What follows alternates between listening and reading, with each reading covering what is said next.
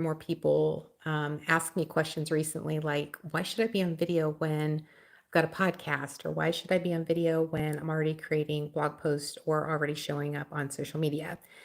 And the thing that I tell them, the first thing that comes to mind is that video can help you stand out amongst all of the other craziness, regardless of the social media platform you're on. Now, of course, YouTube, where I'm streaming live right now, is the number one platform for any type of video content. So, this, of course, makes sense. Then the question comes up, should I be on camera or should I be off camera? And there are many successful off camera YouTube channels that make a lot of money if monetizing your content is a goal. Um, all different types of channels too. So no matter what type of business you have or what type of offers or whoever your target market is, chances are that you could have a successful YouTube channel, not being seen on camera, if that is your preference. But I work with people who are looking to build their personal brand. So they are the person who's actually going to be on camera. Of course, not 100% of the time. We do B-roll, we do, other types of shots as well. But primarily getting the person that I'm working with more visibility through being the face of their brand or the face of their company. So that's one of the things that we do. And then also showing up online in video is obviously going to get you more visibility. It's not only going to help you stand out, but it's going to help people get to know, like, and trust you more. And it's going to help them get to know, like, and trust you faster. So there's so many different reasons why being on video is actually going to be a game changer, especially if you haven't done it before. Hi, thanks for joining.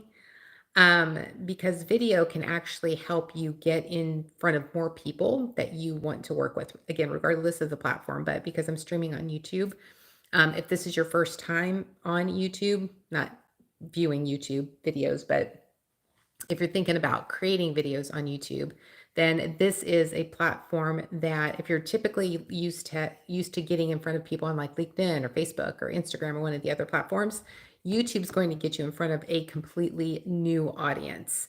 Now, is there going to be some crossover regardless of the platform that you're on? Yes, probably there's going to be crossover, but you're going to be able to get in front of people with your long form and your short form videos by showing up on YouTube. So if you're new, if you're wanting to start creating videos, there's a lot of benefits to it. So the next thing that kind of happens with people that I work with and can really be a struggle is showing up on camera, right? So it's really hard. I was actually talking to somebody about this yesterday, that I can remember back, not just getting on camera for the first time and creating my very first video, and like how full of anxiety I was in that entire process, just trying to figure out, backgrounds and sceneries and trying to make it sound perfect and everything, trying to cross every T and dot every I, which is not possible and it's not needed, by the way.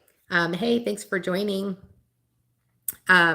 So looking at it from that perspective, once you can actually, get the courage up to do that, then the problem is, and I remember experiencing this as well, is that pressing that record button.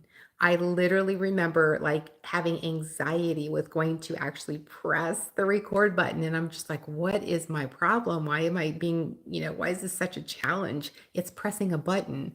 And it really comes down to that there's other things that are underlying that reason for not wanting to press that button, right? So I know one of my things that came to mind was that I didn't want people like judging me or making fun of me or criticizing me or being hateful or whatever.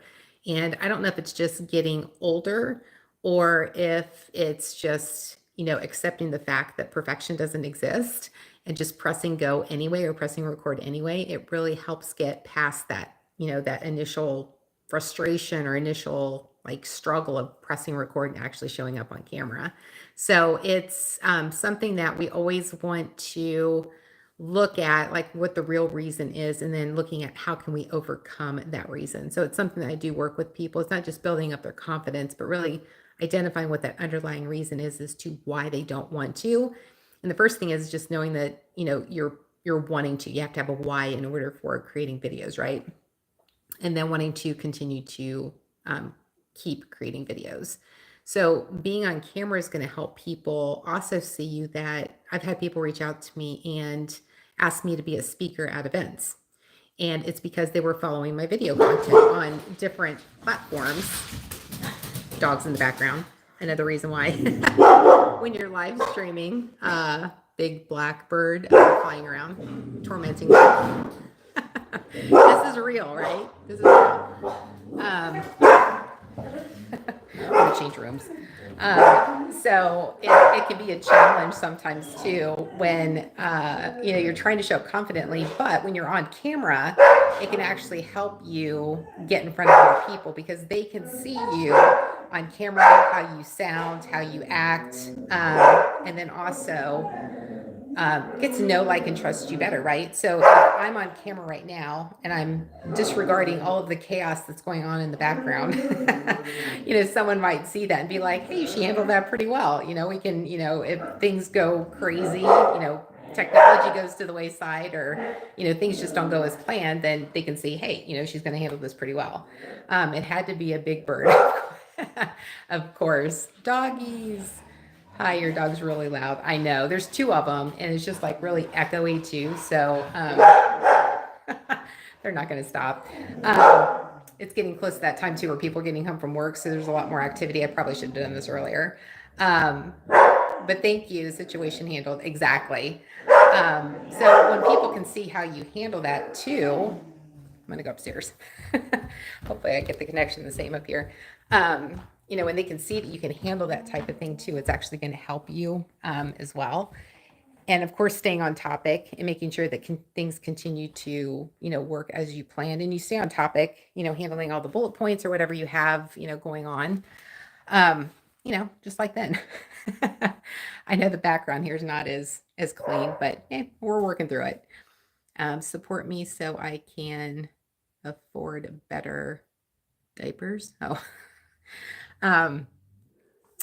But then of course, like when you're showing up on camera too, it's not just about, being visible, of course, but what that can actually do for you. So it's thinking beyond just showing up on camera, being confident and getting your message out there, building up the know, like, and trust a lot faster. But it's also just looking at it from how can you take your ideal clients through their journey with you a lot faster. And they're following me. So they might start barking again. And when you can look at that and then the different points in your buyer's journey as to what types of videos can be placed in each of those places, and then what call to action do you want them to take at the end of that video, whether it's watching another video, whether it's leaving a comment, whether it's subscribing to the channel, which you can do both of those things. Leave questions or comments. If you're not subscribed, go ahead and do that. But then also it could be a matter of, if you have like a lead magnet or there's some type of document that you want to, give people and get them on your email list. That's another way that you can do that as well. But you have to plan that out. So that's one of the things that, a lot of times people don't think through is that when they get on video, whether it's live or it's recording, like a pre-recorded video, that even the editing part of it needs to be planned ahead of time. So I always tell people to look at the end result that you want and then reverse engineer it and plan it that way. And I know editing videos is not for everybody, but if you have just a little bit of time that you can get started with editing your videos, the reason why I think it's important for somebody to do that is that it gives them insight into what they can expect when they go to record the videos. So when you can go through that process and actually edit your videos, even just a little bit, it helps you better understand how to more effectively and more efficiently plan your videos. So there's a lot involved in that entire process. But just thinking through all those different steps and then ultimately, what is that end goal? If you're just going to be a YouTuber, then your goal might be to monetize your videos or monetize your channel, which you have to have 1,000 subscribers and 4,000 to get the AdSense level, 4,000 public watch hours within a 12-month period. So once you have that, then you can start monetizing your content. And at that point, if that's the only place that you're going to be putting your videos, then you have access to other things too, like community. You've got your shorts, your long form. You can do the join button where you can create a community, paid, small monthly amount to join this community on YouTube. Merch, your super chats, those types of things during your live streaming. Those can be on there too, a way to test ideas, and it could exchange X on the test phase. Yeah, definitely a great way to test different ideas. Please, we see your dog.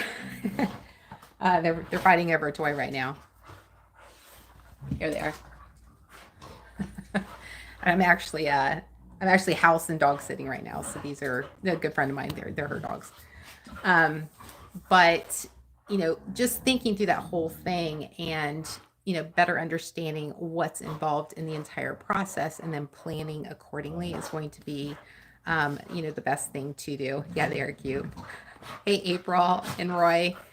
Yeah, these are one of my good friends. They're her dogs. I love them, just like they're my own. So looking at that entire process, and if you guys want my video planning guide, I go really detailed throughout the entire thing, and it goes through that whole process of, let's look at the title, let's look at what are the bullet points, what are the key words, in order to make it SEO friendly, and it's mostly focused on YouTube. So we're live streaming here, so seems appropriate.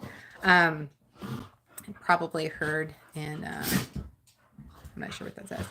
I should have brought my glasses up here. But if you want the video planning guide, you can. I think it's in the description below. It is. It's in the description below. It's free download. You can get access to that and plan out your entire videos. So it's got everything in there for you. So I would just say to, think through that process. Where are you going to be placing them? Even if it's going to be outside of YouTube. So a lot of times people will plan and record videos for intention of putting them on YouTube. But if you're on other platforms too, whether it's Facebook or LinkedIn or Instagram or TikTok, you can actually repurpose those videos before posting them on YouTube, of course, because the platforms aren't liking the cross, I want to say cross contamination, which is what it seems like it's becoming. But like Facebook doesn't want to have a link going to YouTube, and none of the other ones do either. They're kind of getting real picky about keeping people on the platform. So I would say to have that original video that you can then upload to all the different locations and not link back and forth.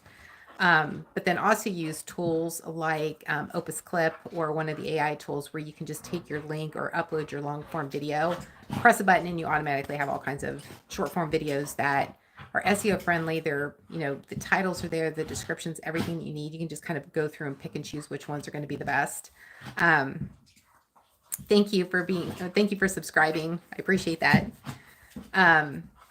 So, going through that whole process is going to help you be really effective and very efficient with the entire process. But it all starts with getting the confidence, showing up on camera, and pressing record. And I know that can be the toughest part, but believe me, when you get through that part, then the rest of it is a lot easier. And of course, the more that you do it, just like with anything else, if you're, in sports, or if you're, a coder, if you're, learning AI, it all starts with that whole part of, everybody starts at the same point, right? We all start with not knowing anything, or we all start with 0 subscribers, or whatever the case may be. And it's a matter of practicing that skill and building up the muscle that helps us get to that next level. So I encourage you, whether you use my video planning guide or, if you want to do it on your own, just go through and, have the courage to, show up on camera, press that record button, and start letting people hear your voice and get to see you more. And help people get to know, like, and trust you faster. So if you have questions, if you're leaving them in the comments, I will be sure to answer those as soon as this video is done. And thank you very much. If you were here live, I appreciate you being here. If you're watching the replay, just let me know in the comments, hashtag a replay. And if you liked all the dog activity, the chaos that was going on in the process as well, let me know that as well. I do want to apologize for that, but hey, this is real life, right? It happens, and you just kind of go with it, figure it out as you go along, and you just do what you got to do, right? Thank you so much for being here. Thanks for all of the love, all of I saw the chat reactions coming through too. So thank you very much for everybody who was doing that and all the comments. I appreciate you being here. And until next time, Make the rest of your day great.